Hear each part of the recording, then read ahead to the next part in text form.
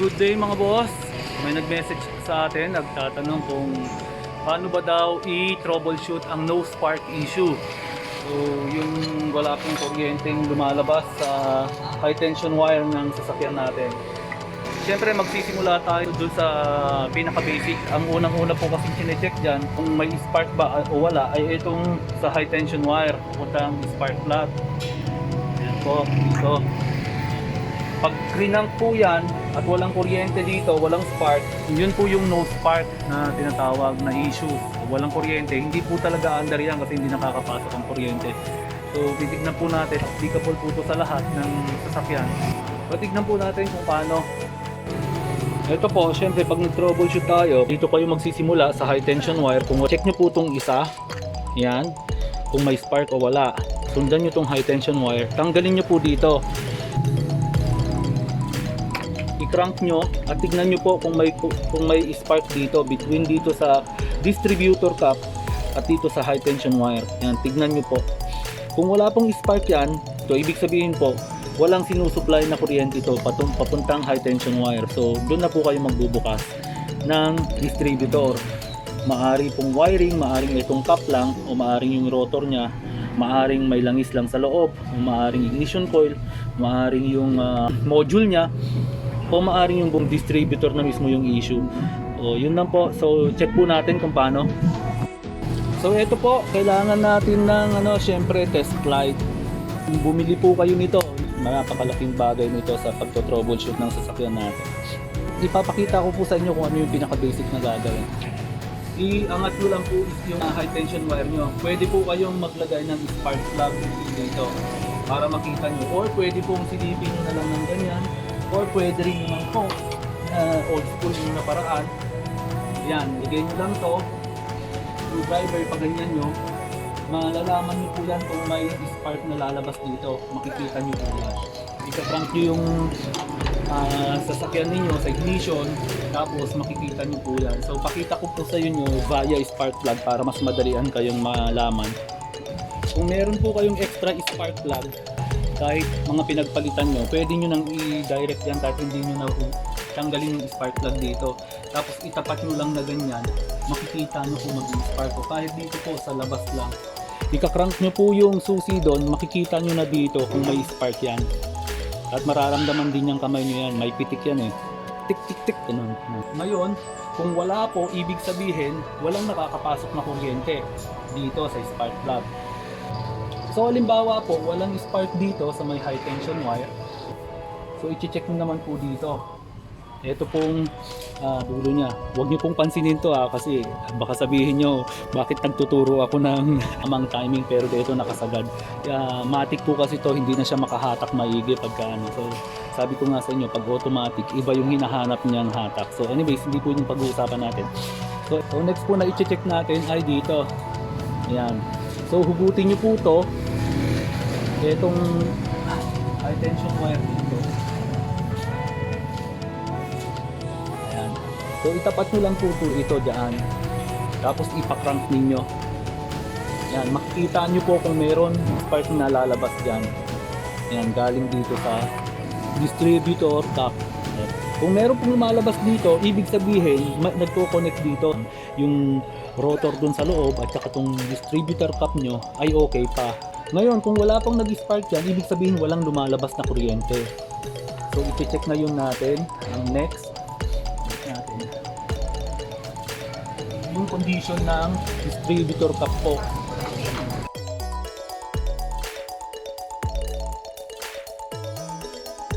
Ayan. Siyempre, pagka gano'n na walang lumalabas na kuryente sa high tension wire dito, check nyo muna yung condition din yung distributor. Baka may mga langis na lumalabas na dito. Kikita nyo may langis dyan, may tulo dyan.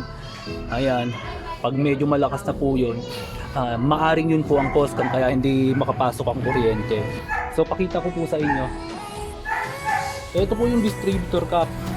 Ito po. So makita nyo may 4 na pin dyan. Halimbawa, marami ng corrosion, linisin nyo lang muna. Pero pag napansin nyo po na manipis na to masyado, ibig sabihin po niyan, hindi na umaabot yung kuryente dito na binibitawan nitong rotor, distributor rotor. yan po yung nag-i-ignite sa kanilang dalawa. Yan yung magbibigay ng kuryente. Pagka umiikot na po to, yan, kada crank po umiikot to nakaano to sa camshaft. Tapos yung cams nakaano dun sa crankshaft. So anyways, iikot po yan pag crank nyo. At ito po, pag upod na rin po to, itong rotor, check nyo rin po yan. Palitan nyo na po yan, nauupod po yan in time. Same dito po, pag upod na yung sa pin nya, itong mga to, palitan nyo na po yan. Distributor cap nyo, kasi hindi na siya umaabot dito, hindi na siya nakakapag-produce ng spark. So maaring yun po ang cost, kaya walang pumapasok dito sa high tension wire. Kung na-check nyo po yan at okay naman, makapal pa, at ito, makapal pa rin, hindi po yan ang cost ng hindi pagpasok ng kuryente sa high tension wire. Meron pa pong mas iba dyan. Pagka na-check nyo po yan at okay naman yan, i-check po natin yung kuryenteng pumapasok, kung may pumapasok ba dito. So visually, inspect nyo po muna din itong sa condenser nya, yung wire nito, kung may putol ba o wala. Papunta dito sa loob, pag may putol po yan, hindi po talaga yan mag-i-start. Magka-crank lang ng magka-crank yan. So, yun po, check natin. Tapos, next is, i-check po natin kung may supply ba dito. Yan, itong socket na to. Lagay lang po natin sa key on yung sasakyan natin sa accessories. Yan, accessories po. Huwag nyo po ang i-crank, accessories lang. So, check po natin. Ito po yung test light natin. Lagay po natin sa negative terminal ng battery. Negative terminal, dito po. Check natin kung umiilaw, baka mamaya hindi pala umiilaw. Yan, good po siya, umiilaw. Check po natin dito kung may supply. Yung mga socket niya. Meron po, yan, may supply. Ayan po. So may ground siya at may supply. So good ito, may kuryente dito. Ngayon, dikit natin, tignan natin tong kuryente naman dito, yung palabas niya. Ayan, itong yung connection niya dito, yung palabas niya. Baka may putol diyan na wire. May kuryente nga dito, pero yung dun naman sa dinidikitan niya papunta na sa distributor wala na. So i-check din natin po 'yon. Check natin. I-try nyo lang po yung wire. Yan, meron po. Kasi po, pag na-disconnect to, wala po yan. Siyempre, magbibigay. Pero pag nilagay nyo na po, yan, meron po. Kung wala pong supply yon, alam nyo na po kung anong sira. So, since dito po, okay na, may supply dito, i-check naman natin dito. Usually po, itong red tsaka yung blue, yung supply ng voltahe niya. Dito po yan sa model na to kasi iba-iba po ang distributor ng iba't ibang sasakyan. So at least may pattern kayo. Ano yung i-check at paano i-check kasi hindi naman po, wala naman po tayong ibang sasakyan dito. Hindi naman kompleto yung sasakyan natin dito para i-test lahat isa-isa. So ito lang po pattern nyo kasi almost the same naman po silang lahat. So tignan lang natin kung may supply ito. Yan, meron po. Ito naman. Yan, meron din po. Next, kung okay na po to, lahat ng terminal may supply siya ng kuryente. That's the time na magbubukas na po kayo dito sa internal. Tatanggalin nyo tong rotor. Ayan. Papakita ko lang po sa inyo. For the sake po ng natin, pag-aaral natin. So, ito po yung rotor niya. Ayan. Ito, pag manipis na po to, hindi na po magpo-contact yan doon sa may distributor cap, yung sinasabi ko kanina. So, tignan po natin. Ito, bubuksan din natin to.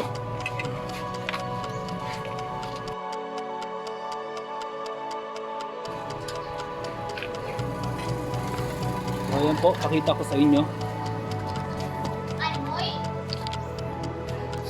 Ito po. Ito yung ignition coil. Yan, ang isa pong niyan, pagka faulty na, kung nararamdaman nyo na minsan, pag mainit na siya, bigla na lang siyang mamamatay. Pero pag malamig na ulit yung makina, one click lang ulit siya. So, kung ganun po, na bigla kayo namatayan, hard starting na po yun, hindi nyo po yung mapapaandar hanggat hindi lumalamig to. Pero ang una nyo pong i-check once nabuksan nyo yan, yung nasabi ko sa inyo, kung meron dyan leak, may oil leak po dyan, ayun po, kalimitan po ito, natatalsikan tong plate na to. Pag nalagyan po ng langis yan, hindi na po magko-contact dito yung kuryente. Ayan. Kaya dapat yan tuyo lagi. So pag nakita nyo ng may leak yun, malamang po ito ang cause ng hindi pagbibigay ng kuryente, ang pagkawala ng spark. So ayusin nyo lang po yung leak nyan, yung oil seal po sa loob nyan, papalitan nyo lang po. At ito po ang ano ko lang po, nangyari na kasi sa akin to dati. Ito pong plate na to, pag tinanggal nyo po, huwag nyo pong mapapaliktad. Ibig kong sabihin, etong harap niya na to, malalagay nyo sa likod. Hindi nyo na po mapapaandar yan kahit anong gawin nyo. So kailangan ganyan po, tandaan nyo yan kung paano nyo siya binaklas. Tandaan nyo, ganun nyo rin po babalik. Ngayon po, yan lang po ang loob niyan, etong sa distributor ng B14. Kung na-check nyo na lahat, so maaari na kung napalitan nyo na yon, na-check nyo, okay naman, wala nang tulo ng langis o ano pa. Tapos napalitan nyo na itong ignition coil, then ang magiging problema nyo na po ay etong module na to. Pag ito po nasira, wala kayong mabibiling brand nyo yan. Ang mabibiling nyo lang po ay surplus. At mahal po ang bentahan nila dyan. Much better pa, bumili na kayo ng buong distributor pag ito ang nasira. At least buy extra na po kayo. So yun po ang pag-check kung saan nanggagaling yung issue ng no spark dito sa sasakyan natin. Again, yan mula dito sa may high tension wire papunta dito sa distributor cap. Tapos ito, tulad ng condition ng distributor cap, yan mga pinya na yan. At tapos ito, yung sa rotor, yan. Tapos po, ito yung kuryente, yung supply ng kuryente. Tapos po, yan, check nyo yung, kung meron dito, i-check nyo yung kung saan siya nakadugtong. At dun i-check kung may pumapasok na kuryente, syempre papunta dito. Tapos i-check nyo po yung condition ng distributor, kung may mga langis ba o wala. Kasi kung may langis po yan, maaring tatalsik po yan dito. At yun po pala, no, langis, malakas makasira po yan ng ignition coil. Ito po ang ignition coil ng B14. Yung senyales po ng ignition coil ay kadalasan pag faulty na siya, pag uminit bigla siyang mamamatay pag mainit na yung sasakyan at hard starting na siya. Pero pag malamig, one click lang. So usually yun, senyales po yun ng ignition coil. Tapos ito po, yung nga po pag naglalangis na, pag natalsikan to, kasi umiikot po yan tumalsik ang langis dito, hindi na po magkukontak ang kuryente. So kailangan po tuyong-tuyo to lagi itong plate na to. So ibig sabihin po noon, kailangan yung palitan yung oil seal dun sa loob nitong distributor. At pag nagtanggal din po kayo noon, syempre huwag nyong mababaliktad tong plate na to, dahil pag ito po ay nabaliktad, hindi nyo na po mapapaandar yan. So pag tinanggal nyo po yan, itabi nyo sa isang lagayan at tandaan nyo na gano'n, huwag mapapabaliktad yan, o maglagay na lang po kayo ng palatandaan. So ayan po, pag wala pa rin po doon, ibig sabihin po, fault ito, bihirang masira po to. Nandito po yung igniter niya, at itong module na to, nandito rin po yung crankshaft sensor niya. Hindi na po yung sa likod ng makina or yung sa ilalim ng makina, nandito na po. So pag ito po nasira, wala po kayong mabibiling brand nyo niyan. Sa Lazada may mga nagbebenta na, pero hindi exactly pang B14. Hindi ko alam kung pwede siya o hindi, pero parang hindi siya match. Hindi rin po siya aandar kung hindi siya match. So ayun po, at kung ito po ang nasira, bili na lang kayo ng buong distributor kasi mahal po ito, itong module na to. Para sigurado buong distributor na po, at least meron na kayong ignition coil, may extra plate kayo, may extra kayo nito, may extra housing kayo, at siguradong sasalpak na lang po. So yun po yung pag-check. Hindi naman kailangan na pag yung sinabi ko dito ay yun na yung problema, kung ano mang ituro ko sa videos ko ay yun yung problema. Hindi po ganun. Kaya nga po may term na troubleshooting. Kung natatandaan nyo po, napanood nyo yung iba kong videos, lagi kong sinasabi na hindi porket pare-pareho ng sintomas ay iisa na ang cause. Maaring iba-iba ang cause niyan, at yun po ang mahirap sa troubleshooting. So hindi po pwedeng sabihin ng mekaniko na ay ayan, fuel pump yung sira niyan, ganyan-ganyan yung ginawa ko ng nakaraan. Hindi po ibig sabihin ganun. Pare-pareho po ang sintomas niyan. Pag distributor, yun din po ang sintomas niyan. Pag sa throttle body, yun din po ang sintomas niyan. Kaya po kailangan talaga troubleshooting. Hindi po yung palitan agad. Magastos po yun. Maraming salamat po. Paki-like and follow na lang po yung page natin, at paki-share po yung mga videos na kung saan natututo kayo para mas marami pa po tayong matulungan at the same time masuportahan nyo din po ako dito sa vlog ko.